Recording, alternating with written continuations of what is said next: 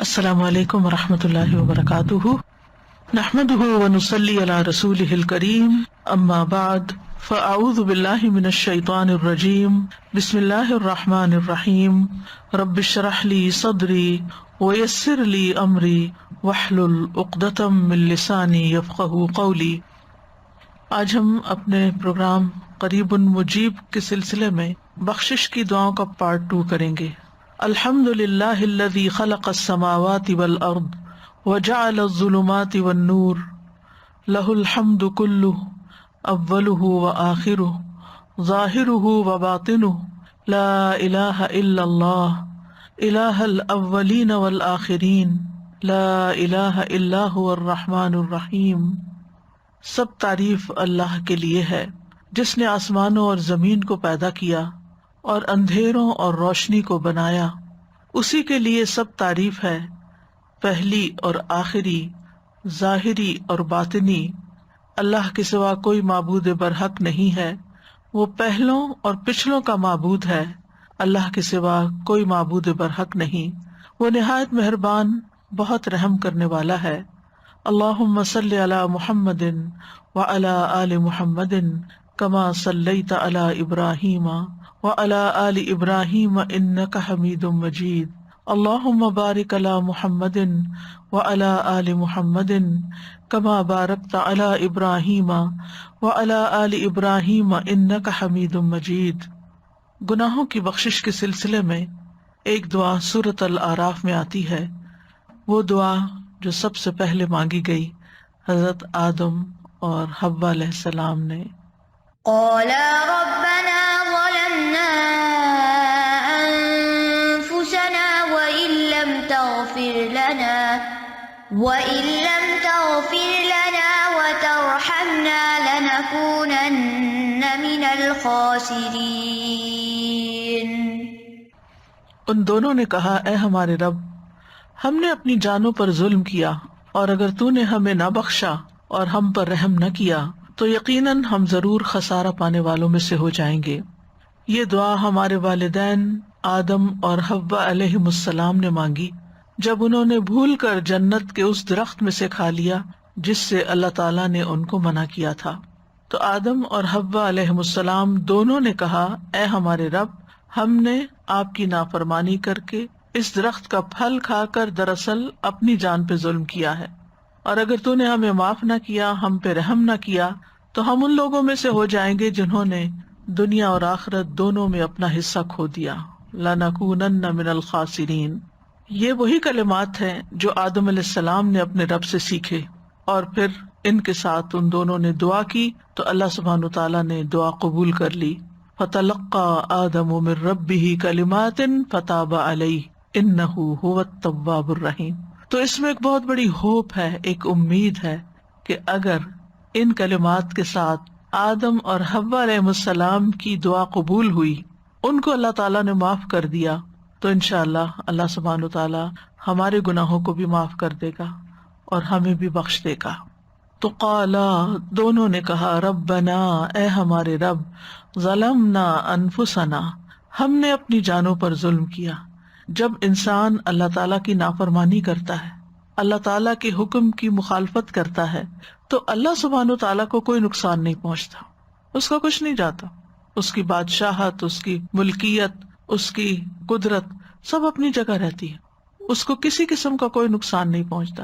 نقصان پہنچتا ہے تو خود انسان کو پہنچتا ہے، گناہ کرنے والے کو پہنچتا ہے۔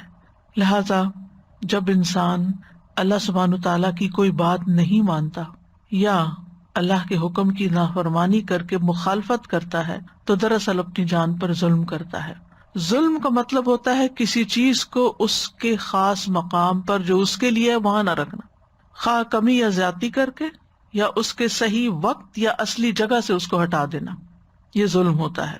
تو ایک ظلم انسان اللہ تعالیٰ کے ساتھ کرتا ہے جس کو شرک کہا جاتا ہے، کہ عبودیت یا عبادت کا حق صرف اللہ کا ہے، جب وہ اللہ سے لے کر کسی اور کو دے دیتا ہے، کسی اور کی عبادت میں لگ جاتا ہے، کسی اور کی پوجا پاٹ میں لگ جاتا ہے، تو اللہ کا حق مارتا ہے، یہ بھی ظلم ہے۔ دوسری قسم کا ظلم وہ ہے جو انسان دوسرے انسان پہ کرتا ہے جب اس کو اس کا حق نہیں دیتا، پھر اسی طرح تیسری قسم کا ظلم وہ ہے جو انسان خود اپنی ہی جان پہ کرتا ہے، جیسے قرآن مجید میں آتا ہے فَمِنْهُمْ ظَالِمٌ لِنَفْسِهِ، تو ان میں سے کچھ وہ ہیں جو اپنے آپ پر ظلم کرتے ہیں۔ تو انسان جب بھی گناہ کرتا ہے، چاہے وہ اللہ کے حقوق میں سے کسی حق کو نہ دینا ہو، اور سب سے بڑا حق تو اس کو اپنا معبود ماننا ہے، صرف اسی کی عبادت کرنا ہے، یا بندوں کا حق جب نہیں دیتا، یا پھر اپنی خواہشات کے پیچھے چلتا ہے اور کوئی غلط کام کر بیٹھتا ہے، تو یہ ساری ہی ظلم کی قسمیں ہیں، اور اس میں انسان پر لازم ہو جاتا ہے کہ انسان غلطی کے بارے میں سوچے، اس کا اعتراف کرے، اس کو مان لے، اور پھر اللہ تعالیٰ سے بخشش کی دعا کرے۔ اسی طرح ہم دیکھتے ہیں کہ اللہ تعالیٰ نے کچھ حدود قائم کی ہیں، تلک حدود اللہ قرآن میں آتا ہے، یہ اللہ کی حد ہے، فلا تعتدوا، ان کو کراس نہیں کرو، ان سے آگے نہیں بڑھو۔ تو کسی بھی حد سے تجاوز کرنا یہ بھی ظلم کہلاتا ہے۔ اسی طرح کبیرہ گناہ ہو یا صغیرہ، سب ظلم میں شامل ہوتے ہیں۔ اور جب انسان ظلم کر بیٹھتا ہے، یعنی دوسرے لفظوں میں گناہ کر بیٹھتا ہے، تو پھر اس کے نقصانات کا سلسلہ شروع ہو جاتا ہے۔ قرآن مجید میں اللہ تعالیٰ فرماتے ہیں واللہ لا یہدی القوم الظالمین، اللہ ظالم لوگوں کو ہدایت نہیں دیتا، یعنی وہ اللہ کی ہدایت سے محروم ہو جاتے ہیں، وہ اللہ کی محبت سے محروم ہو جاتے ہیں۔ واللہ لا یحب الظالمین، وہ کامیابی سے محروم ہو جاتے ہیں۔ انہ لا یفلح الظالمون، یقیناً ظالم فلاح نہیں پا سکتے۔ ظالموں سے اللہ کا کوئی وعدہ نہیں کہ وہ انہیں بخشے گا یا نہیں۔ لا ینال عہد الظالمین۔ تو ظلم جو ہے، یا دوسرے لفظوں میں گناہ جو ہے، یہ دراصل انسان کو خود ہی نقصان دیتا ہے۔ اس لیے جتنا جلد ہو انسان اپنے آپ کو اللہ سے توبہ کر کے اصلاح کی طرف لے جائے۔ اسی دعا میں آ گیا تھا وَإِن لَّمْ تَغْفِرْ لَنَا وَتَرْحَمْنَا، اگر تو نے ہمیں بخشا نہیں اور ہم پہ رحم نہیں فرمایا، لَنَكُونَنَّ مِنَ الْخَاسِرِينَ، یعنی اگر تو نے ہمارے پچھلے گناہ معاف نہ کیے اور تو نے ہماری اس توبہ کو قبول کر کے ہم پہ رحم نہ فرمایا، ہماری اس تکلیف کو دور نہ کیا، یعنی مغفرت، یعنی ہمارے گناہ کو معاف کر کے ہماری اس گلٹ اور جو اندر ایک تکلیف ہوتی ہے اس کو دور نہ کیا، اور رحمت کا مطلب ہے ہم پر خیر و برکت نازل نہ کی، تو ہم خسارے میں پڑ جائیں گے۔ یہاں آپ دیکھیں مغفرت پہلے اور رحمت بعد میں۔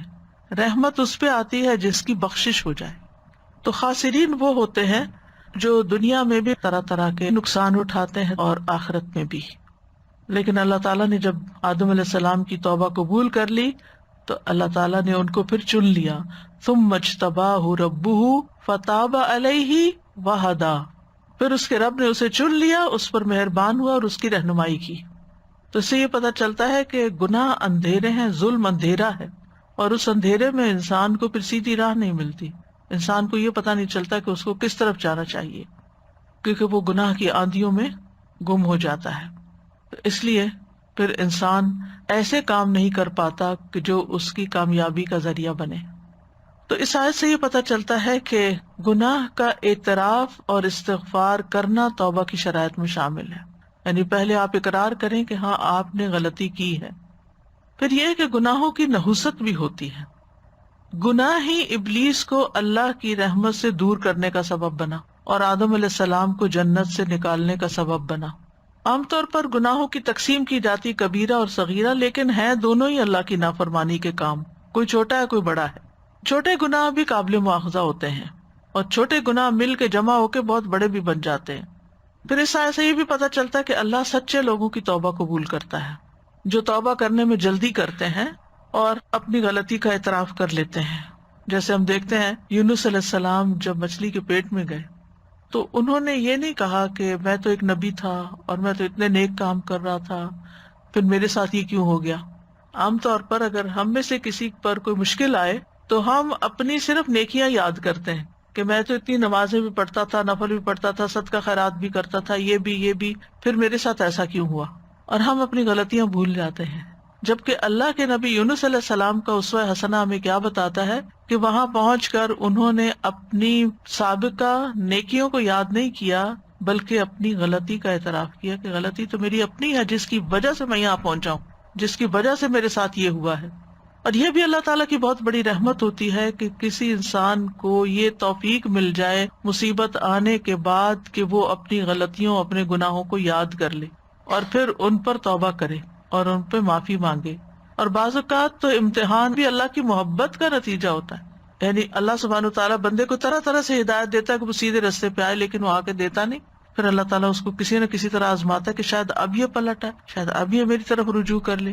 ایک مشکل میں نہیں کرتا، دوسری ڈال دیتا ہے، دوسری سے نکلتے تیسری میں ڈال دیتا ہے تاکہ یہ اللہ کی طرف پلٹے. تو کچھ لوگ تو سنبھل جاتے ہیں، پلٹ آتے ہیں، اور کچھ لوگ اور زیادہ بگڑ جاتے ہیں. ہم نے کیا ہی کیا ہے، دوسروں کو بلیم کرتے رہتے ہیں کہ ان کی وجہ سے یہ ہوا میرے ساتھ. میں تو لوگوں کو سمجھا رہا تھا، قوم ہی نہیں مان رہی تھی، اس لیے میں نکل آیا. وہ جسٹیفائی کرتے تو کر لیتے، لیکن اس کا فائدہ کیا ہوتا؟ وہ تو اللہ تعالیٰ کو قبول نہیں تھی، کیونکہ اللہ کا حکم نہیں آیا تھا کہ آپ اس بستی کو چھوڑیں. لہٰذا انہوں نے کیا کیا؟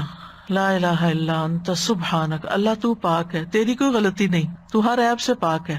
غلطی تو میری تھی، انی کنت من الظالمین، میں نے غلط کیا تھا تو مجھے معاف کر دے. تو اللہ سبحانہ وتعالیٰ نے ان کی دعا قبول کر لی. اس آیت سے بھی یہ بات پتہ چلتی ہے کہ آدم اور حوا نے بھی اعتراف کیا، اور اس آیت سے بھی یہ بات پتہ چلتی ہے. اور اسی طرح اور پیغمبروں کی دعاؤں میں بھی آتا ہے. تو اللہ کے نیک بندے وہ ہوتے ہیں جو اپنی نیکیوں سے زیادہ اپنے گناہوں کی طرف نظر رکھتے ہیں، اور نیکیوں کا پرچار کرنے کی بجائے اور ان کے اوپر تکبر کرنے کی بجائے وہ اپنے گناہوں کے بارے میں سوچ کے پشیمان ہوتے ہیں اور اللہ سبحانہ وتعالیٰ کی طرف رجوع کرتے ہیں. اور توبہ اور استغفار کرنا بذات خود ایک بہت بڑی نیکی ہے، اور کسی کو اس کی توفیق ہو جانا اللہ تعالیٰ کی بہت بڑی رحمت ہے کہ کوئی ریئلائز کر لے اور اس کو توفیق مل جائے اور پھر وہ اللہ کا بن جائے. اب دیکھیں کہ ابلیس نے اللہ کی نافرمانی جان بوجھ کے کی، لیکن جب اس سے باز پرس ہوئی کہ تم نے ایسا کیوں کیا تو اس نے اعتراف کی بجائے تکبر کیا اور اکڑ بیٹھا. آدم علیہ السلام سے بھول ہوئی تھی، جان کے نہیں انہوں نے کیا، بھول گئے تھے. لیکن جب انہیں پتا چلا کہ اللہ تعالیٰ ناراض ہے تو انہوں نے اپنی غلطی کا اعتراف کر لیا. ابلیس نے اپنی غلطی اور اپنی گمراہی اور نافرمانی کی ذمہ داری اللہ پہ ڈال دی. آدم علیہ السلام نے وہ ذمہ داری قبول کر لی کہ آئی واز رانگ. نتیجہ کیا نکلا؟ ابلیس ہمیشہ کے لیے ملعون قرار پایا، جبکہ آدم علیہ السلام چن لیے گئے، بارگاہ الہی میں مقرب ہو گئے، نبوت عطا ہوئی. تو ابلیس کو اس کی خود پسندی نے تباہ کیا، اور آدم علیہ السلام کو ان کے اعتراف گناہ نے کامیاب کر دیا، کیونکہ اس نے کہا تھا نا انا خیر منہ، اور انہوں نے کہا تھا کہ ربنا ظلمنا انفسنا.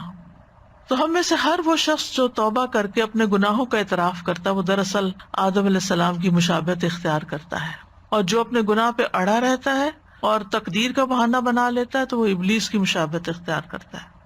تو آدم علیہ السلام کو ان کی کسی فضیلت نے فائدہ نہیں دیا تھا کہ اللہ نے ان کو اپنے ہاتھ سے بنایا. ہم تو کہتے ہیں ہم تو سید ہیں اور ہم تو بڑے چنے ہوئے لوگ ہیں، تو بڑے نیک لوگ ہیں، ہمارا تو گھرانہ بڑا اونچا ہے، ہم تو کئی قسم کے اپنی خوبیاں یاد کر لیتے ہیں اور اس پہ اڑے رہتے ہیں کہ ہم سے کہاں غلطی ہو سکتی ہے، ہم تو اتنے پڑھے لکھے، ہم تو اتنا نیکیاں کا کام کرتے ہیں. لیکن آدم علیہ السلام نے ایسی کسی چیز کو اپنے لیے عذر نہیں بنایا کہ اللہ نے مجھے تو اپنے ہاتھ سے پیدا کیا تھا اور فرشتوں سے سجدہ کروایا تھا اور پھر جنت میں بسایا تھا. حالانکہ کتنی نعمتیں ان کو ملی تھی اور از یونیک، وہ خوبیاں کسی اور کو نہیں ملی، لیکن اس کے باوجود جب بھول ہوئی تو فوراً مان گئے. ان کے پاس علم بھی تھا، علم آدم الاسماء کلھا، یعنی یو نیم اٹ، کسی کا گھر جنت کے اندر ہو. دنیاوی اعتبار سے موسٹ سکسیسفل پیپل ہیں کہ جن کو بہت بڑے بڑے ایکڑز میں گھر مل جاتے ہیں اور بڑے بڑے مینشنز میں وہ رہتے ہیں، اور لوگ ان پہ رش کرتے ہیں کہ کتنے خوش قسمت ہیں یہ. اگر کوئی ڈگری ہو اور ایک نہیں کئی ڈگریاں ہو تو پھر تو بات ہی کیا ہے، یعنی مال بھی ہو، اوپر سے علم بھی ہو، اور پھر اوپر سے کسی بڑی شخصیت کے ساتھ رابطہ بھی ہو. وہاں تو اللہ سبحانہ تعالیٰ نے ان کو بنایا تھا.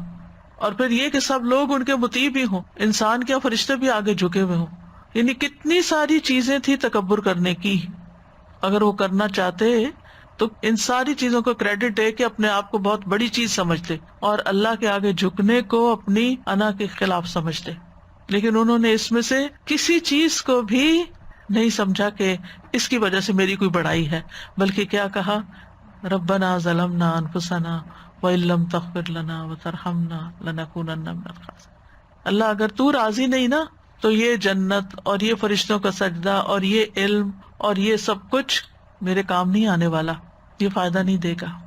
یہی حال بندہ مومن کا دنیا میں ہوتا ہے، نہ وہ اپنے مال پہ فخر کرتا ہے، نہ وہ اپنی ڈگریوں پہ اور اپنے علم پہ فخر کرتا ہے، اور نہ ہی وہ اپنے کسی عہدے اور منصب پہ کہ میں اتنے لوگوں کو کنٹرول کرتا ہوں، اتنے لوگ میرے انڈر کام کرتے ہیں۔ یہ بھی لوگوں کے لیے ایک بڑی فخر کی بات ہوتی ہے نا، لوگ بعض اوقات اپنا تعارف کراتے ہیں نا کہ میری یہ کمپنی ہے اور اتنے لوگ میرے پاس کام کرتے ہیں، تو ایک فخر کی بات ہو جاتی ہے نا۔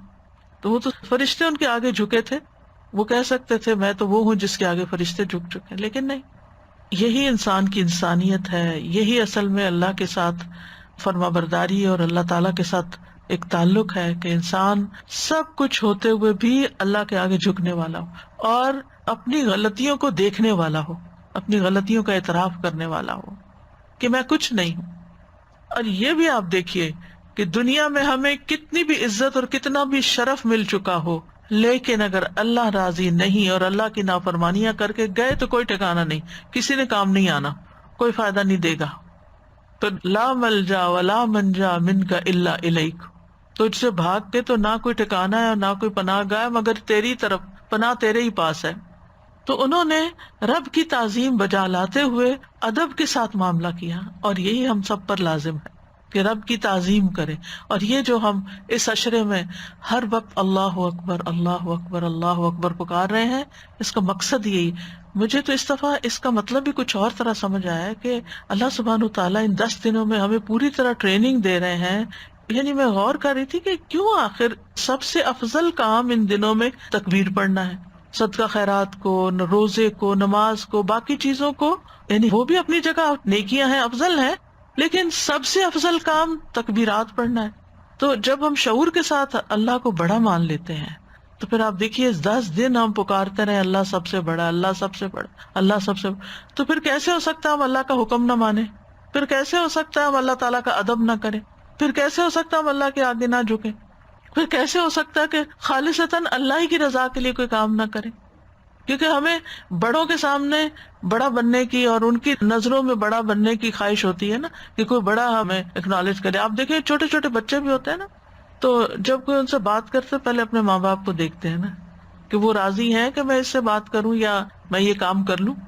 تو اسی طرح جو انسانوں کا غلام ہوتا ہے وہ صرف انسانوں کی طرف دیکھتا ہے، میرے ماں باپ خوش ہیں میں یہ کام کر لوں، کوئی نہیں دیکھتا اللہ خوش ہے یا نہیں۔ عام طور پہ لوگ صرف اپنے سے اوپر جو بڑا ہے اس کو دیکھ لیں گے، استاد خوش ہے، پیر خوش ہے، بزرگ میرا خوش ہے، فلاں خوش ہے، اگر وہ خوش ہے تو بس ٹھیک ہے، یہی میری جنت ہے۔ اور بعض اوقات لوگ اپنے ماں باپ کو خوش کرنے کے لیے اپنی بیوی پہ ظلم ڈال رہے ہوتے ہیں، وہ کہتے ہیں یہی ہماری جنت ہے ماں باپ، یہ اگر ہم سے خوش ہے ہماری مرضی جس کے چاہے حقوق مار لیں۔ تو یہ جو غلطیوں کو نہ جاننا، نہ پہچاننا، نہ ان پہ معافی مانگنا، نہ ان سے نکلنا، یہ ایک اپنی جان پہ ظلم ڈھانا ہے۔ تو کسی انسان کو اس بات کی توفیق مل جائے کہ وہ اپنی غلطی دیکھ سکے اور اس پر شرمندہ ہو جائے اور پھر اللہ کے آگے جھک جائے، اللہ کو اپنا رب مان لے اور پھر اپنی حالت کو پیش کرے، ظلمنا انفسنا، اللہ جان پہ ظلم ہو گیا، ہم نے غلطی کر لی ہے، اور پھر اپنے معاملے کو اللہ کے سپرد کر دے، وَإِن لَّمْ تَغْفِرْ لَنَا وَتَرْحَمْنَا، اور پھر امید رکھے کہ اللہ ہمیں معاف کر دے گا، اور اگر نہ کیا تو پھر تو کوئی نجات کی جگہ ہی نہیں، لَنَكُونَنَّ مِنَ الْخَاسِرِينَ۔ تو اس لیے یہ دعا بہت کچھ سکھاتی ہے ہمیں، یعنی آدم اور حوا نے جو پہلی دعا کی ہے، انسانیت نے جو پہلی دعا کی، وہ اپنی غلطیوں کے اعتراف کی، کیونکہ جب بخشش ہو جاتی ہے نا تو باقی دعائیں قبول ہو جاتی ہیں۔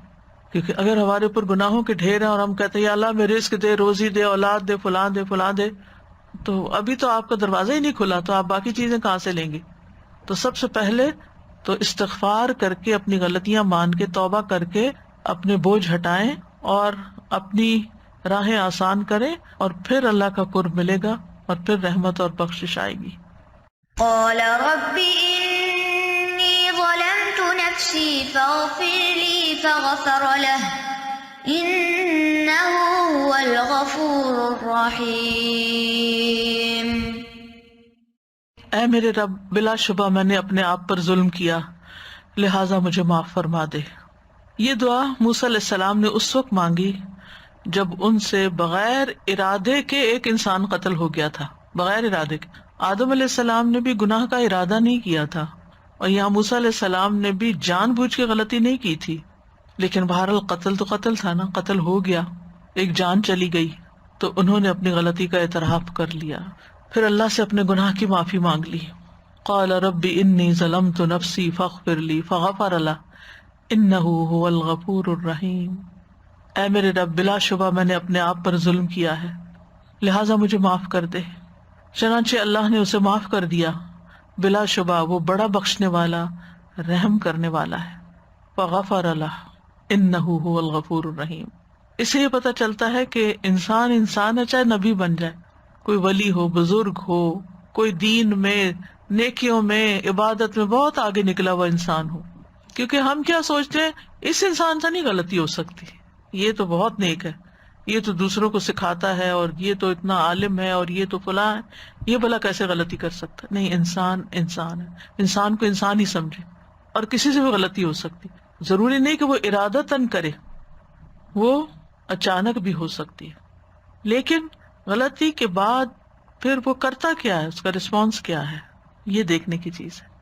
تو گناہ کے بعد ندامت اور شرمندگی اور اعتراف، یہ اللہ تعالیٰ کو محبوب ہے.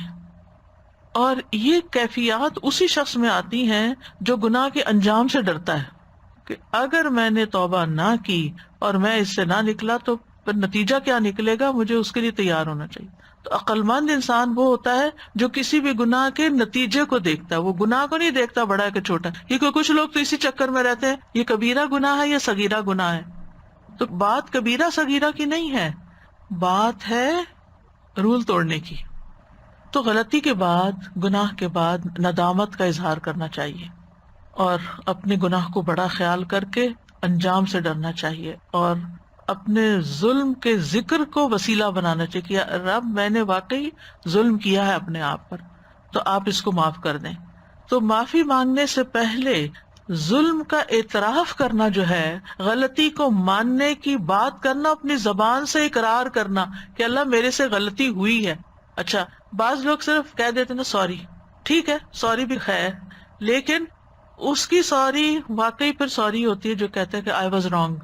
لیکن یہ جملہ بولنا بہت مشکل کام. خالی سوری لفظ کہہ دینا پھر آسان ہوتا ہے، لیکن یہ اعتراف کرنا کہ آئی واز رانگ، یہ بہت بڑے دل کی بات ہوتی ہے. اور یہاں بخشش ہوئی بھی اس وجہ سے کہ زبان سے بولا گیا کہ ظلمت نفسی انی کنت من الظالمین، ربنا ظلمنا انفسنا. اور پھر یہ کہ گناہ ہونے کے فوراً بعد توبہ کرنا، اس کو ڈیلے نہیں کرنا، پرولونگ نہیں کرنا. کیوں؟ اس لیے کہ گناہوں کے اپنے نقصان ہوتے ہیں. بہت سی چیزیں ایسی ہوتی ہیں نا کہ اگر آپ ان کا بر وقت علاج نہ کریں، مثلا کچھ بیماریاں ایسی ہوتی ہیں آپ ان کا بر وقت علاج نہ کریں تو بڑھ جاتی، مثلا کینسر. اگر آپ علاج نہیں کریں تو وہ گریڈ 1 سے 2 میں، 2 سے 3، 3 سے 4 میں جائے گا اور ہلاکت کا سبب بنے گا. تو اس کو جتنا جلدی پکڑ لیا جائے اور جتنا جلدی اس کا علاج ہو جائے اتنا ہی اچھا ہے. اسی طرح کچھ اور بیماریاں بھی ہو سکتی ہیں، جسمانی بیماریاں، اسی طرح اخلاقی بیماریاں.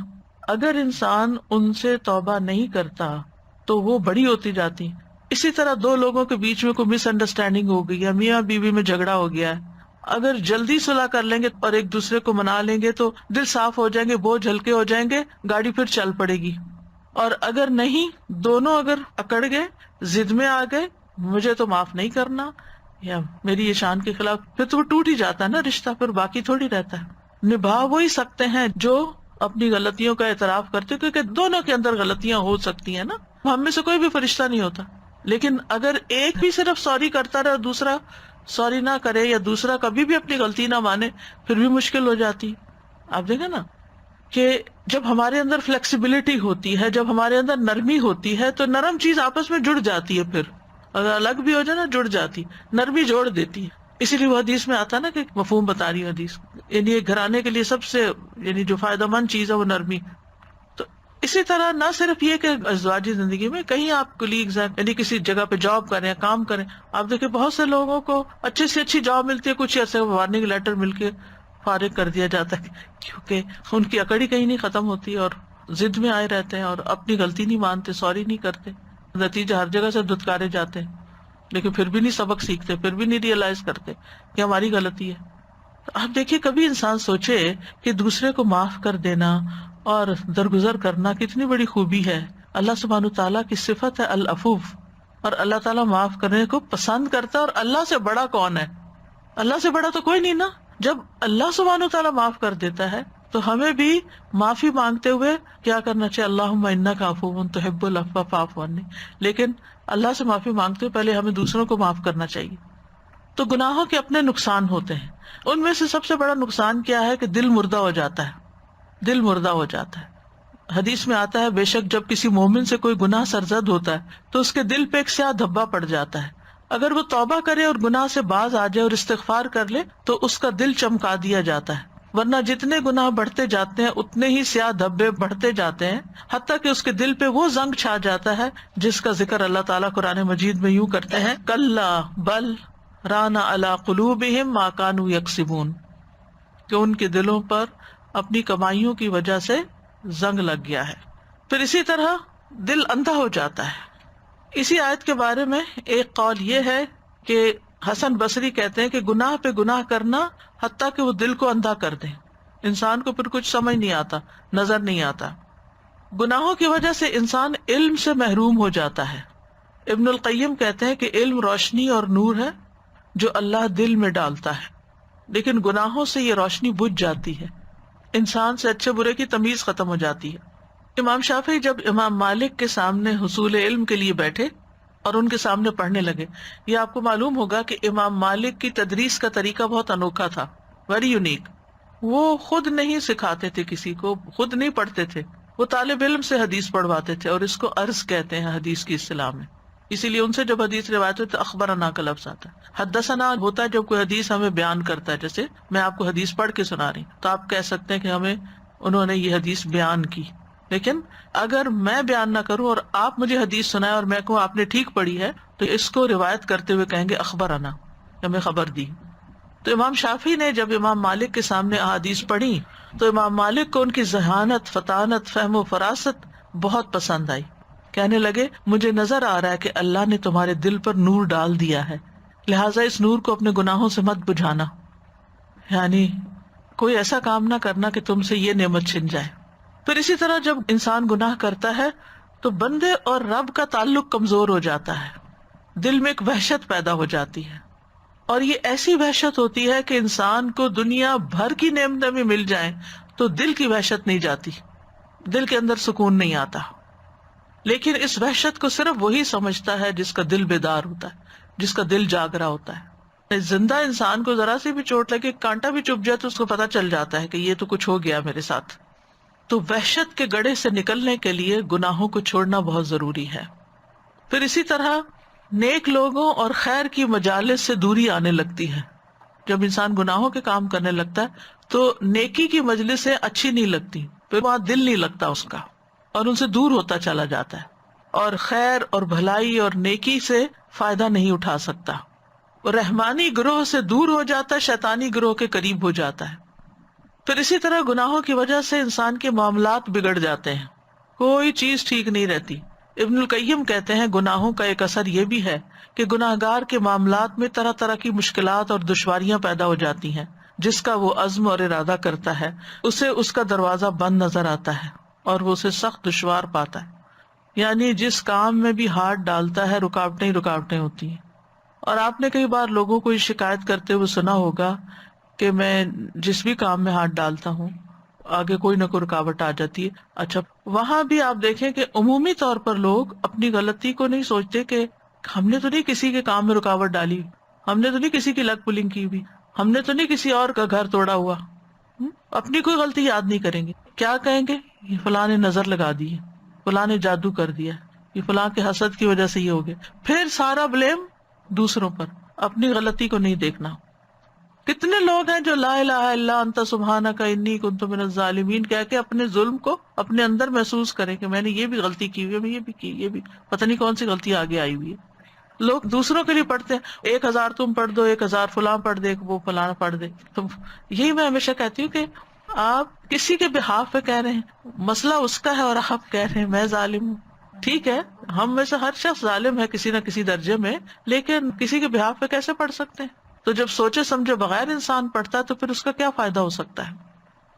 ابھی ریسنٹلی میری ایک فرینڈ ہے بچپن کی، وہ ان کے ساتھ میرا کافی باتیں شروع ہوئی، تو وہ وڈو ہوئی، انہوں نے اپنی بیٹی کی شادی کی، بہت میں نے سمجھایا کہ آپ اپنی لمٹس میں ہی کریں، لیکن پھر بھی انہوں نے اتنا قرضہ اٹھا لیا اس شو شاہ میں اور سب دکھاوے میں اور سب کچھ، اور جیسے ہی شادی ختم ہوئی ساتھ ہی بیٹے سے نا کوئی ایکسیڈنٹ ہو گیا اتنا خوفناک کہ بندہ مر گیا۔ اب وہ بار بار اب جو نیک بندہ ملتا ہے اس کو کہتی میرے بیٹے کے لیے دعا کریں، وہ لوگ معاف کر دیں، وہ معاف کر دیں، اور پھر پتہ نہیں میرے سے بات کرتے کرتے اس کو ایک دم احساس ہوا کہ میں نے بہت دکھاوا کر دیا، تو یہ تو نہیں ہوا کہ بھئی یہ مجھے اس کی سزا ملی۔ میں نے کہا اللہ نے آپ کو خود ہی سجا دیا، اب آپ استغفار کریں۔ تو یہ ہوتا ہے کہ ہمیں خود کو احساس نہیں ہوتا، جب آپ کسی سے بات کرتے ہیں تو کئی دفعہ آپ کی وہ بات اللہ تعالیٰ سجا بھی دیتا ہے، وہ لیئرز آ جاتی ہیں نا اوپر، وہ ہٹتی ہیں تو پھر انسان کو آئینہ نظر آتا ہے۔ پھر یہ کہ ابن القیم کہتے ہیں کہ عمر، رزق اور عبادت کی برکت چھن جاتی ہے، کہ گناہوں کی ایک سزا یہ بھی ہے کہ عمر، رزق، علم، عمل، اطاعت، عبادت کی برکتیں چھن جاتی ہیں، دین و دنیا کی خیر و برکت گناہگار سے سلب کر لی جاتی ہے۔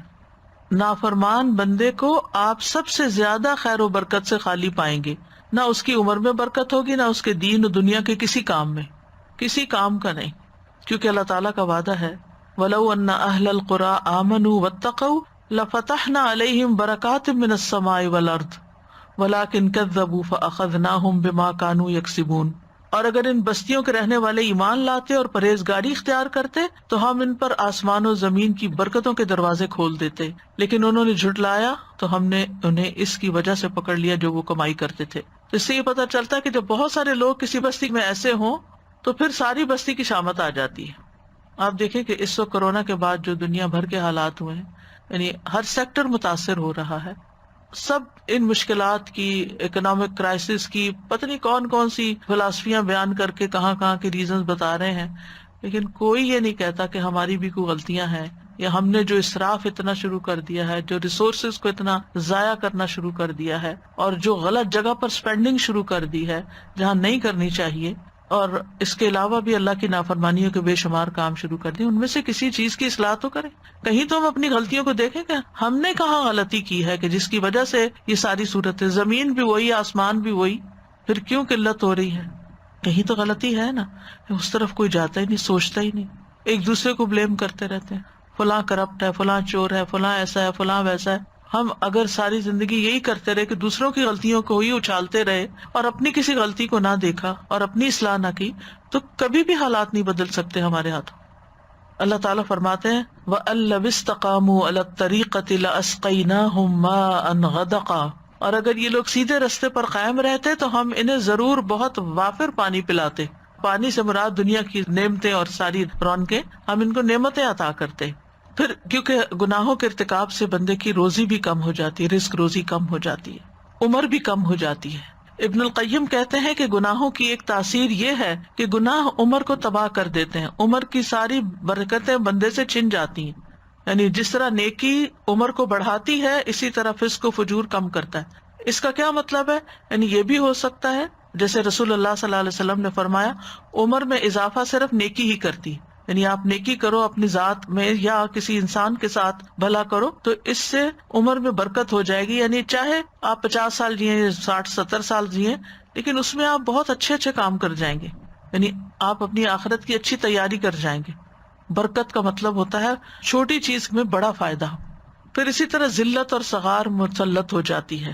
سلمان تمیمی کہتے ہیں کہ ایک آدمی تنہائی میں اللہ کی نافرمانی کرتا ہے، اکیلے کو گناہ کرتا ہے، جب وہ صبح کرتا ہے تو اس پر نافرمانی کی ذلت چھائی ہوئی ہوتی ہے۔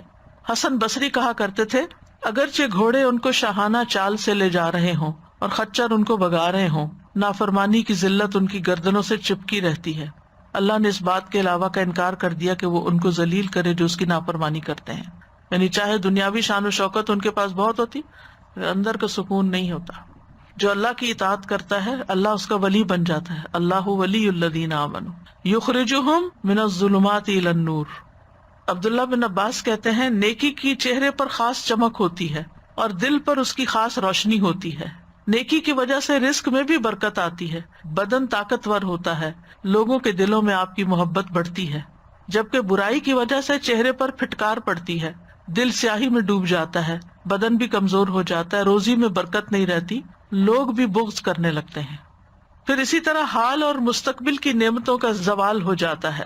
ابن القیم کہتے ہیں کہ گناہوں کی ایک سزا یہ بھی ہے کہ ان سے حاضر اور موجود انعام زائل ہو جاتے ہیں اور انسان آئندہ آنے والی نعمتوں سے بھی محروم ہو جاتا ہے، یعنی اس کو خیر و بھلائی ملنے والی ہوتی ہے اس سے محروم ہو جاتا ہے. آپس کی محبت ختم ہو جاتی ہے. نبی صلی اللہ علیہ وسلم فرمایا کرتے تھے، اس ذات کی قسم جس کے ہاتھ میں محمد صلی اللہ علیہ وسلم کی جان ہے، جو دو آدمی بھی آپس میں ایک دوسرے سے محبت کرتے ہوں اور ان دونوں کے درمیان جدائی ہو جائے، الگ ہو جائیں وہ، تو وہ یقیناً ان میں سے ایک کے گناہ کی وجہ سے ہوگی. یعنی ویسے ان کی آپس میں بہت محبت تھی لیکن جدائی ہو گئی. کیوں ہوئی؟ ان میں سے ایک کے گناہ کی وجہ سے ساتھ چلا گیا. کبھی سوچتے نہیں، لیکن یہ مسند احمد کی حدیث ہے اور نبی صلی اللہ علیہ وسلم جو بات بتاتے ہیں وہ وحی پر مبنی ہوتی ہے. آپ اپنے دل سے نہیں بتا رہے ہوتے، اللہ تعالیٰ کی طرف سے دل میں ڈالا جاتا ہے.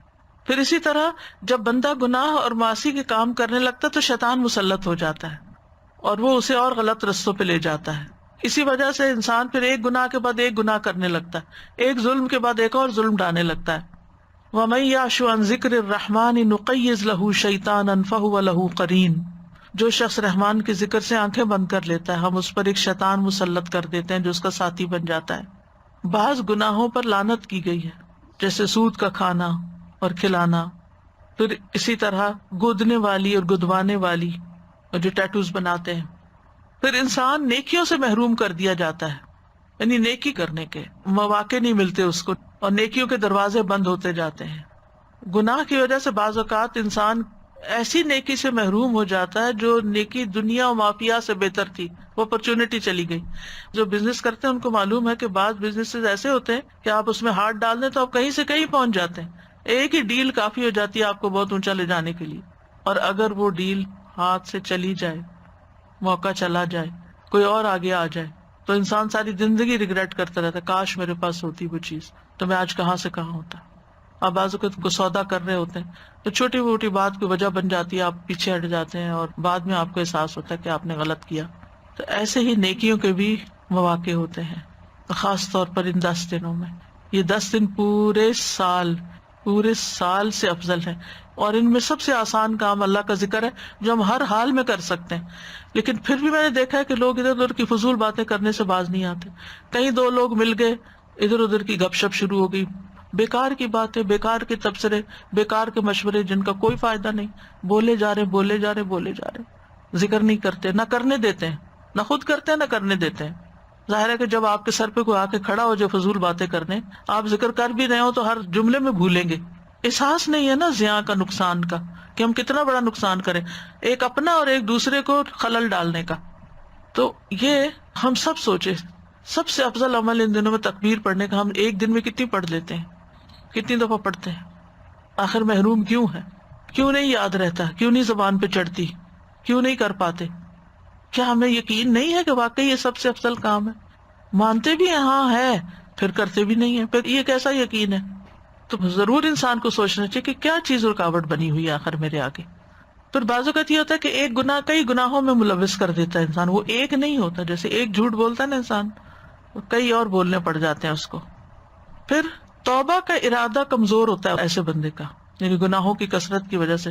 وہ کہتا ہے توبہ کس لیے کرنی ہے، میں تو اتنا گناہ گار ہوں اور میرا نہیں خیال میں ان سے نکل سکتا ہوں، اور یہ چھوڑنا سب کچھ مشکل ہے، لہذا توبہ بھی نہیں کرتا. اور جب توبہ نہیں کرتا تو گناہوں کے ساتھ جینا سیکھ جاتا ہے، گناہ کی نفرت بھی دل سے چلی جاتی ہے، وہ اس کی عادت سی بن جاتی ہے. اگر دل پہ بوجھ ہے تو بوجھ لیے پھر رہا ہے، اور پھر گناہوں کو حقیر سمجھنے لگتا ہے انسان. عبداللہ بن مسعود کہتے ہیں کہ مومن اپنے گناہوں کو ایسے محسوس کرتا ہے جیسے وہ کسی پہاڑ کے نیچے بیٹھا ہو اور ڈرتا ہے کہ اس کے اوپر نہ گر جائے، اور بدکار اپنے گناہوں کو مکھی کی طرح ہلکا سمجھتا ہے کہ اس کے ناک کے پاس سے گزری اور اس نے اپنے ہاتھ سے یوں بے پرواہی سے اسے بگا دیا. پھر اسی طرح گناہوں کی وجہ سے بلائیں اترتی ہیں، مصیبتیں آتی ہیں. وما اصابکم من مصیبت فبما کسبت ایدیکم ویعفو عن کثیر. اور تمہیں جو بھی مصیبت پہنچی تو وہ اس کی وجہ سے جو تمہارے ہاتھوں نے کمایا، اور وہ بہت سی چیزوں سے درگزر کر جاتا ہے. حضرت عمر نے جب حضرت عباس سے بارش کی دعا کرنے کے لیے کہا تو انہوں نے کہا، اے اللہ، بے شک مصیبتیں گناہوں کی وجہ سے نازل ہوتی ہیں اور انہیں صرف توبہ ہی ہٹا سکتی ہے. بعض گناہوں کی سزا دنیا میں ہی مل جاتی ہے انسان کو، نبی صلی اللہ علیہ وسلم نے فرمایا کوئی گناہ اس لائق نہیں کہ اس کے کرنے والے کو دنیا میں جلدی سزا دے دی جائے اور اس کے ساتھ ساتھ آخرت میں بھی اس کی سزا جمع رکھے اللہ تعالیٰ، جیسا کہ ظلم و زیادتی اور قطع رحمی ہے، یعنی کسی پہ ظلم کرنا اور خون کے رشتوں کو کاٹنا، یہ ایسے گناہ ہیں کہ جن کی وجہ سے انسان پہ دنیا میں بھی مشکل آتی ہے، پھر جسمانی بیماریاں لگ جاتی ہیں۔ نبی صلی اللہ علیہ وسلم نے فرمایا جب بھی کسی رگ یا آنکھ کو نقصان پہنچتا ہے تو وہ کسی نہ کسی گناہ کی وجہ سے ہوتا ہے، لیکن جو تکالیف اللہ تعالیٰ ویسے ہی ٹالتا رہتا ہے وہ کہیں زیادہ ہوتی ہیں۔ نبی صلی اللہ علیہ وسلم نے فرمایا جب کسی قوم میں بدکاری عام ہو جاتی ہے، زنا، اور وہ اعلانیہ اس کا ارتکاب کرتے ہیں تو ان میں طاعون اور ایسی مختلف بیماریاں پھیل جاتی ہیں جو ان سے پہلوں میں نہیں ہوتی، یعنی وہ بیماری پہلے کبھی نہیں سنی ہوتی۔ پھر بر و بحر میں فساد پیدا ہو جاتا ہے، یعنی پوری دنیا میں پھیل جاتا ہے فساد۔ عمومی طور پر عذاب آتا ہے، قوموں کی ہلاکت کا سبب بنتا ہے، باقی مخلوق پر بھی گناہوں کے اثرات پڑتے ہیں۔ ابو ہریرہ کہتے ہیں ظالم کے ظلم کی وجہ سے چڑیاں اپنے گھونسلوں میں مر جاتی ہیں، ایک بارش نہیں ہوتی پھر ان کو فوڈ نہیں ملتی، ختم ہو جاتی ہیں۔ مجاہد کہتے ہیں قحط سالی میں جانور اور چوپائے ظالم انسانوں پہ لعنت بھیجتے ہیں جن کی وجہ سے برسات رک گئی، یعنی جب قحط پڑتا ہے اور جانور مر جاتے ہیں، آپ نے کئی دفعہ دیکھا ہوگا ڈراؤٹ کی وجہ سے کس طرح جانور مرے پڑے ہوتے ہیں، وہ انسانوں پہ لعنت بھیج رہے ہوتے ہیں۔ اسکاٹ کا کوسٹل ایریا نا سارا، ہاں through out coastal area, 4 cities میں پوری کوسٹ میں مری ہوئے برڈ فلو ہے، اور وہاں پہ ان آئیلینڈز پہ ٹورزم اتنا زیادہ تھا کہ کوئی حد نہ ہو، اب دے کانٹ گو دیر، پورا وہ بیچارے لاشیں اٹھا رہے ہیں ان کے برڈز کی۔ اللہ تعالیٰ رحم فرمائے۔ چڑیاں اپنے گھونسلوں میں مر جاتی ہیں۔ اکرمہ کہتے ہیں زمین کے جانور، کیڑے مکوڑے، چھپکلیاں اور بچھو تک چلا اٹھتے ہیں کہ بنی آدم کے گناہوں کی وجہ سے ہم پر برسات رک گئی ہے۔ تو صرف گناہگار کو اس کے گناہوں کی سزا نہیں ملتی بلکہ بے گناہوں پر بھی وہ منتقل ہو جاتی ہے۔ اسی لیے امر بالمعروف اور نہی عن المنکر کرنا چاہیے کہ دوسروں کو روکنا چاہیے جو غلط کام کر رہا ہو۔ اور ایسے لوگ جب مرتے ہیں تو سب آرام پا جاتے ہیں۔ رسول اللہ صلی اللہ علیہ وسلم نے فرمایا یعنی فاجر بندہ جو ہوتا ہے اس کے مرنے پر بندے، شہر، درخت، چوپائے سب آرام پاتے ہیں۔ اور اگر انسان توبہ کیے بغیر مرتا ہے تو قیامت کے دن انسان پر گناہوں کا بوجھ ہوگا، اور قیامت کے دن جب سورج صرف 1 میل کی مسافت کے برابر قریب آ جائے گا اور اس کی گرمی میں اتنا اضافہ ہو جائے گا کہ دماغ ہانڈیوں کی طرح ابلنے لگیں گے تو لوگ اپنے اپنے گناہوں کے اعتبار سے پسینے میں ڈوبے ہوئے ہوں گے، یعنی جتنے جس کے گناہ ہوں گے اتنا اس کا پسینہ ہوگا، کسی کا ٹخنوں تک، کسی کا پنڈلی تک، کسی کا جسم کے درمیان تک، کسی کے منہ میں پسینے کی لگام ہوگی۔ پھر اسی طرح بعض گناہ نیکیوں کو ضائع کر دیتے ہیں، جیسے حقوق العباد میں اگر کسی پہ ظلم ڈھایا تھا۔ اب سوال یہ پیدا ہوتا ہے کہ کرنا کیا چاہیے؟ گناہوں پر توبہ کرنی چاہیے، انشاءاللہ کل کا لیکچر اس سے متعلق ہوگا، اور اس کے ساتھ ساتھ استغفار کرنی چاہیے، اللہ سے بخشش مانگنی چاہیے کہ یا اللہ تو ہمیں بخش دے۔ استغفار کرنے سے بخشش مل جاتی ہے، اللہ تعالیٰ راضی ہو جاتے ہیں۔ ابو ہریرہ کہتے ہیں رسول اللہ صلی اللہ علیہ وسلم نے فرمایا ہمارا رب تبارک و تعالیٰ ہر رات کو اس وقت آسمان دنیا پہ آتا ہے جب رات کا آخری تہائی حصہ رہ جاتا ہے، وہ کہتا ہے کوئی ہے جو مجھ سے دعا کرے تو میں اس کی دعا قبول کروں، کوئی ہے جو مجھ سے مانگے تو میں اسے دوں، کوئی ہے جو مجھ سے بخشش طلب کرے یعنی استغفار کرے تو میں اس کو بخش دوں۔ سورۃ النساء میں آتا ہے وَمَن يَعْمَلْ سُوءًا أَوْ يَظْلِمْ نَفْسَهُ ثُمَّ يَسْتَغْفِرِ اللَّهَ يَجِدِ اللَّهَ غَفُورًا رَحِيمًا، اور جو شخص کوئی برا کام کر بیٹھے یا خود پہ ظلم کر لے پھر اللہ سے بخشش طلب کرے تو وہ اللہ کو بہت بخشنے والا، خوب رحم کرنے والا پائے گا، یعنی اللہ سبحانہ تعالیٰ اس کو معاف فرما دے گا۔ لہٰذا ہمیں استغفار کرتے رہنا چاہیے کیونکہ اللہ کے سوا ہے کون جو بخش دے۔ فاستغفروا لذنوبہم ومن یغفر الذنوب الا اللہ، اللہ کے سوا کوئی گناہوں کو نہیں معاف کر سکتا، اور توبہ سے گناہ مٹ جاتے ہیں، جیسے التائب من الذنب کمن لا ذنب لہ، گویا اس نے کوئی گناہ کیا ہی نہیں۔ رسول اللہ صلی اللہ علیہ وسلم نے فرمایا بائیں طرف والا فرشتہ 6 گھڑیاں مسلمان گناہ گار بندے سے اپنا قلم اٹھائے رکھتا ہے، اگر وہ شرمندہ ہو اور توبہ کر لے تو قلم رکھ دیتا ہے، لکھتا ہی نہیں، ورنہ ایک گناہ لکھ دیتا ہے۔ 6 گھڑیاں، یہ نہیں پتا چلتا کہ گھنٹے ہیں یا منٹ ہیں یا جتنے، لیکن چلے منٹ بھی ہوں تو یا گھنٹے ہوں تو، یا منٹ ہوں گے یا گھنٹے ہوں گے۔ اور پیچھے جو میں نے ذکر کیا تھا کہ گناہوں سے دلوں پہ زنگ لگ جاتا ہے تو اس کا علاج بھی استغفار ہے، استغفار سے دل چمک کر صاف ہو جاتے ہیں۔ پھر نیکیاں کرنا، نیکیاں برائیوں کو مٹا دیتی ہیں، زیادہ سے زیادہ خیر کے کام کرنا، اللہ تعالیٰ کی رحمت آتی ہے استغفار کرنے سے۔ لولا تستغفرون اللہ لعلکم ترحمون، تم اللہ سے بخشش کیوں نہیں مانگتے تاکہ تم پہ رحم کیا جائے، یعنی جب ہم چاہتے ہوں کسی بھی مشکل میں گرفتار ہوں کہ اللہ تعالیٰ ہم پہ رحم فرمائے تو استغفار کی کثرت کر دیں. وَتُوبُوا إِلَى اللَّهِ جَمِيعًا أَيُّهَا الْمُؤْمِنُونَ لَعَلَّكُمْ تُفْلِحُونَ. دنیا کی زندگی میں بھی اچھا سامان ملتا ہے. وَأَنِ اسْتَغْفِرُوا رَبَّكُمْ ثُمَّ تُوبُوا إِلَيْهِ يُمَتِّعْكُمْ مَتَاعًا حَسَنًا إِلَى أَجَلٍ مُّسَمًّى وَيُؤْتِ كُلَّ ذِي فَضْلٍ فَضْلَهُ. سورۃ ہود میں آتا ہے اور یہ کہ تم لوگ اپنے گناہ اپنے رب سے معاف کراؤ پھر اس کی طرف متوجہ رہو، وہ تم کو ایک وقت مقرر تک اچھا سامان زندگی دے گا اور زیادہ عمل کرنے والے کو زیادہ ثواب دے گا. تو اس سے پتہ چلتا ہے کہ دنیا میں بھی سامان زندگی ملتا ہے اگر انسان استغفار کرتا رہتا ہے. سورۃ نوح میں آتا ہے فَقُلْتُ اسْتَغْفِرُوا رَبَّكُمْ إِنَّهُ كَانَ غَفَّارًا يُرْسِلِ السَّمَاءَ عَلَيْكُمْ مِدْرَارًا وَيُمْدِدْكُمْ بِأَمْوَالٍ وَبَنِينَ وَيَجْعَلْ لَكُمْ جَنَّاتٍ وَيَجْعَلْ لَكُمْ أَنْهَارًا. تو میں نے کہا اپنے رب سے معافی مانگ لو، یقیناً وہ ہمیشہ سے بہت معاف کرنے والا ہے، وہ تم پر بہت برستی ہوئی بارش اتارے گا اور مالوں اور بیٹوں کے ساتھ تمہاری مدد کرے گا اور تمہیں باغات عطا کرے گا اور تمہارے لیے نہریں جاری کر دے گا. یہ سارے استغفار کے فائدے ہیں. استغفار کرو گے تو معاف بھی کر دے گا، بارش بھیجے گا، مال اور بیٹے عطا کرے گا، باغات عطا کرے گا، نہریں جاری کر دے گا. یہی وہ چیزیں ہیں جن کی انسان خواہش کرتے ہیں، ان کی تمنا رکھتے ہیں. سورۃ ہود میں آتا ہے پیغمبر نے کہا وَيَا قَوْمِ اسْتَغْفِرُوا رَبَّكُمْ ثُمَّ تُوبُوا إِلَيْهِ. اور اے میری قوم اپنے رب سے استغفار کرو پھر توبہ کرو. يُرْسِلِ السَّمَاءَ عَلَيْكُمْ مِدْرَارًا. وہ تم پر خوب بارشیں برسائے گا. وَيَزِدْكُمْ قُوَّةً إِلَىٰ قُوَّتِكُمْ. اور تمہیں تمہاری قوت کے ساتھ اور قوت دے گا، تمہاری نفری بڑھا دے گا، تمہیں اسٹرانگ نیشن بنا دے گا. وَلَا تَتَوَلَّوْا مُجْرِمِينَ. اور مجرم بنتے ہوئے منہ نہ موڑو. اسی طرح بیماریوں کا علاج بھی ہے. قتادہ کہتے ہیں یہ قرآن تمہیں تمہاری بیماری اور علاج بتاتا ہے. گناہ تمہاری بیماری ہے اور استغفار ان کا علاج ہے. پھر سینے کی گھٹن اور تنگی دور ہوتی ہے، دل کو تندرستی اور سلامتی ملتی ہے. اگر دل سے سچا استغفار نکلتا رہے تو اللہ تعالیٰ دل کی تندرستی اور سلامتی لوٹا دیتا ہے، کیونکہ گناہ کی وجہ سے انسان کے اوپر بوجھ آ جاتا ہے، بے چینی آ جاتی ہے. پھر جب انسان استغفار کرتا ہے تو دوبارہ اس کا دل خوش ہو جاتا ہے. ابن تیمیہ کہتے ہیں استغفار انسان کو ناپسندیدہ کاموں سے ہٹا کر پسندیدہ افعال کی طرف لے جاتا ہے، ناقص عمل کی بجائے کامل عمل پر لگا دیتا ہے، ادنا مقام سے اٹھا کر اعلیٰ اور اکمل مقام تک پہنچا دیتا ہے. یہ استغفار کے فائدے ہیں. اللہ کا عذاب نہیں آتا.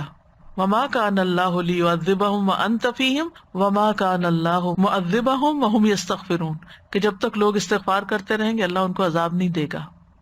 نبی صلی اللہ علیہ وسلم نے فرمایا، مسند احمد کی روایت ہے کہ انسان جب تک اللہ عز و جل سے استغفار کرتا ہے اس وقت تک اللہ عز و جل کے عذاب سے محفوظ رہتا ہے.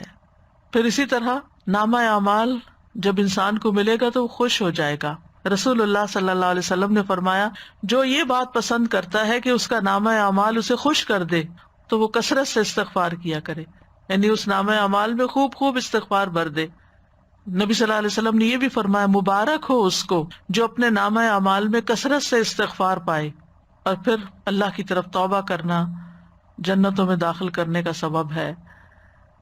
اب کرنے کے کام کیا ہیں کہ ہم سب انسان ہیں، خطا کار ہیں، ہم سے غلطیاں ہوتی ہیں، ہم جانے انجانے غلطیاں کر جاتے ہیں، ہم غلطیاں کر کے بھول جاتے ہیں. بعض اوقات غلطی کر کے ہمیں احساس بھی نہیں ہوتا کہ ہم نے غلط کیا جب تک کوئی یاد نہ کرائے. تو ایسے میں انسان سب سے زیادہ استغفار کا محتاج ہے. انسان کو استغفار کرتے رہنا چاہیے. رسول اللہ صلی اللہ علیہ وسلم نے فرمایا میرے دل پر پردہ سا آ جاتا ہے، اسی وجہ سے میں ایک دن میں 100 بار اللہ سے استغفار کرتا ہوں. یہ اللہ کے رسول ہیں جو معصوم ہیں. ابن عمر کہتے ہیں آپ مجلس میں رب اغفر لی وتب علی انک انت التواب الرحیم 100 مرتبہ شمار کرتے تھے. پھر یہ ہے کہ انسان جب استغفار کرے تو پورے یقین کے ساتھ کرے کہ اللہ تعالیٰ معاف کرے گا. یہ نہیں سوچنا چاہیے پتہ نہیں مجھے تو معاف کرے گا یا نہیں کرے گا. نہیں، پورے یقین کے ساتھ پورے عزم سے دعا کرے اللہ تعالیٰ کے اوپر کوئی چیز بڑی نہیں کہ وہ عطا نہ کر سکے، وہ سب کچھ دے سکتا ہے، معافی بھی دے سکتا ہے۔ پھر یہ کہ جیسے ہی گناہ ہو جائے فوراً توبہ کی جائے اور سچی توبہ کی جائے، توبۃ نصوحا۔ اور سچی توبہ کا مطلب یہ کہ انسان پھر وہ گناہ دوبارہ نہ کرے، لیکن انسان ہونے کے ناطے اگر پھر ہو جائے تو پھر توبہ کرے، شرمندہ ہو کر واپس اللہ کی طرف آئے، دور نہ جائے، اپنے گناہوں پر نادم ہو، انسانوں کے حق میں گناہ کیا تو ان سے معافی مانگ لیں۔ گناہوں سے ڈرتے رہنا چاہیے، کسی بھی سٹیٹ پر آپ پہنچ جائیں نیکی کی، پھر بھی ڈریں۔ ابو ایوب کہتے ہیں ایک آدمی نیک عمل کرتا ہے اور اس عمل پر بھروسہ کرنے لگتا ہے، میں نے تو حج کر لیا، میں نے تو قرآن پڑھ لیا، میں نے تو صدقہ کر لیا، میں نے تو اتنے نوافل پڑھ لیے، تو انسان اپنی اس نیکی کو انف سمجھنے لگتا، بہت ہو گیا، بہت کچھ کر لیا۔ پھر چھوٹے چھوٹے گناہوں کا ارتکاب کرنے لگتا ہے، تو جب وہ قیامت کے دن اللہ سے ملاقات کرے گا تو اس کے گناہوں نے اس کو گھیر رکھا ہوگا، وہ چھوٹے چھوٹے چھوٹے چھوٹے چھوٹے چھوٹے وہ سارے اس کے ارد گرد ہوں گے۔ اور ایک آدمی برا عمل کرتا ہے پھر ہمیشہ اس سے ڈرتا ہے، یہاں تک کہ اللہ کو قیامت کے دن اس حال میں ملے گا کہ بے خوف ہوگا۔ یعنی جو ڈرتے ہوئے استغفار کرتے ہوئے زندگی بسر کرتا ہے، وہ جب وہاں جائے گا تو ہر چیز صاف ہو چکی، خوش ہوگا۔ اور آخری چیز اور اہم ترین چیز یہ کہ اللہ تعالیٰ سے ہم دعا کرتے رہیں، اور سب سے پہلے یہی دعائیں، ربنا ظلمنا انفسنا وان لم تغفر لنا وترحمنا لنکونن من الخاسرین۔ پھر موسیٰ علیہ السلام کی دعا، رب انی ظلمت نفسی فاغفر لی۔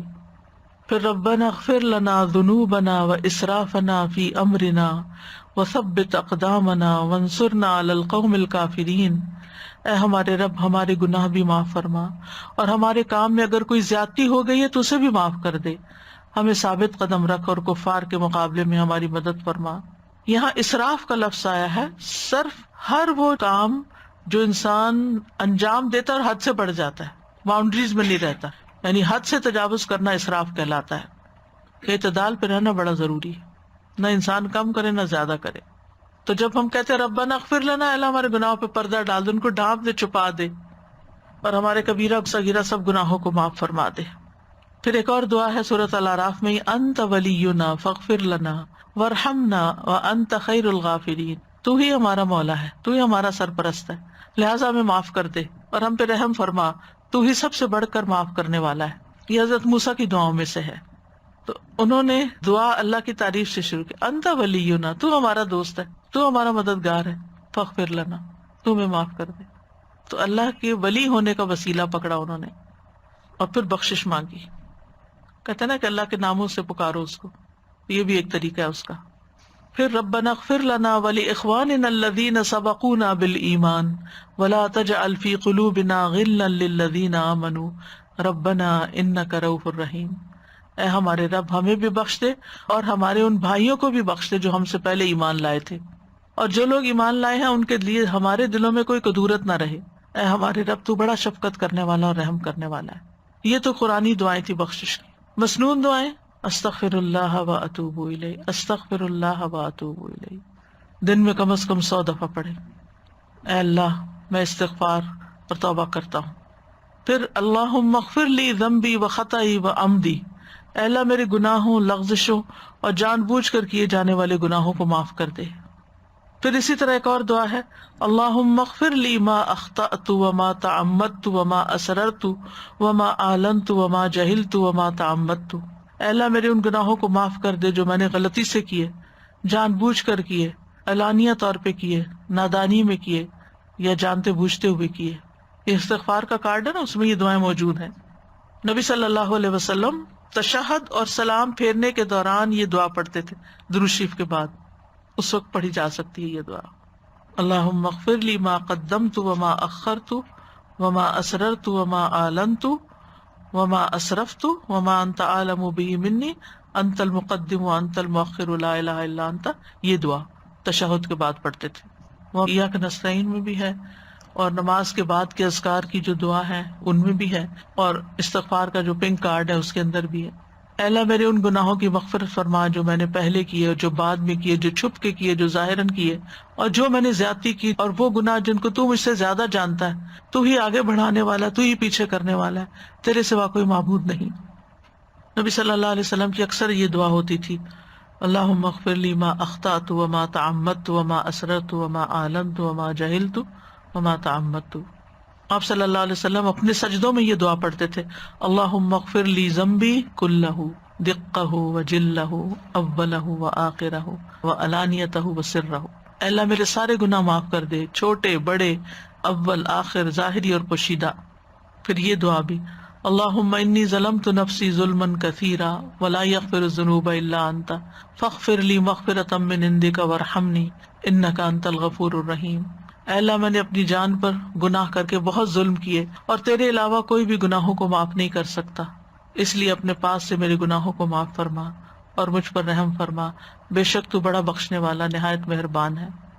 تو نبی صلی اللہ علیہ وسلم ایک اور دعا بھی کرتے تھے، رب اغفر لی خطیئتی وجہلی واسرافی فی امری کلہ وما انت اعلم بہ منی، اللہم اغفر لی خطایای وعمدی وجہلی وہزلی وکل ذلک عندی، اللہم اغفر لی ما قدمت وما اخرت وما اسررت وما اعلنت انت المقدم وانت المؤخر وانت علی کل شیء قدیر۔ یہ صحیح بخاری کی دعا ہے، یعنی اے اللہ میرے سارے گناہوں کو مٹا دے، اے میرے رب میری خطا، میری نادانی اور تمام معاملات میں میرے حد سے تجاوز کرنے میں میری مغفرت فرما، وہ گناہ بھی جن کو تو مجھ سے زیادہ جاننے والا ہے۔ اے اللہ میری مغفرت کر میری خطاؤں میں، میرے ارادے کے ساتھ کیے ہوئے کاموں اور بلا ارادہ کاموں میں، میرے ہنسی مذاق کے کاموں میں۔ بعض اوقات انسان ہنسی مذاق میں غلط باتیں کر جاتا ہے، اور یہ سب میری طرف سے ہیں۔ اے اللہ میری مغفرت کر ان گناہوں میں جو میں کر چکا ہوں اور جو کروں گا، اور جنہیں میں نے چھپایا اور جنہیں میں نے ظاہر کیا۔ تو سب سے پہلے ہے، تو ہی سب سے بعد میں ہے، اور تو ہر چیز پر قدرت رکھنے والا ہے۔ وآخر دعوانا ان الحمد للہ رب العالمین، سبحانک اللہم وبحمدک، اشہد ان لا الہ الا انت، استغفرک واتوب الیک۔ السلام علیکم ورحمۃ اللہ وبرکاتہ۔